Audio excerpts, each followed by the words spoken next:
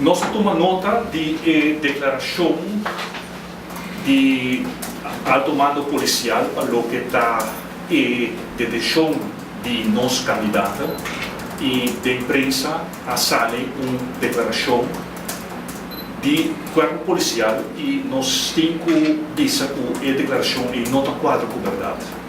Está lamentável para nós dizer e ser o certo que nós estamos respeitar a polícia e nós estamos pedindo ao povo para seguir respeitar a polícia, pero a declaração aqui se põe dúvida de confiabilidade da declaração de alto mando policial e isso é algo grave.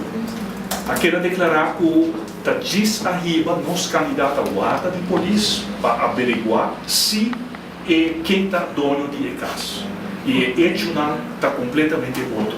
Para mim havia uma patrulha na sede do Partido Red a conversar. A polícia a conversar com membros da Red para fora, a informar a polícia que estava tendo uma charla tocante ao uso medicinal de cannabis e a informar que está trata de sede do Partido Red.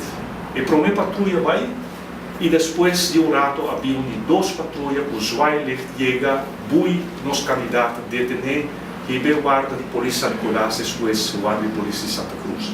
Esse não está hecho. E pensei, nós também pedimos agora aqui uma investigação profunda de parte do Ministério Público para sobre, não para molestar a polícia, nós queremos combinar com a policial para a verdade vigilante, para aclarar isso aqui, para a boa imagem mesmo de corpo policial para sobre isso aqui, não porque era assim aqui, que tem dúvida agora aqui de confiabilidade de declaração de um alto mando policial.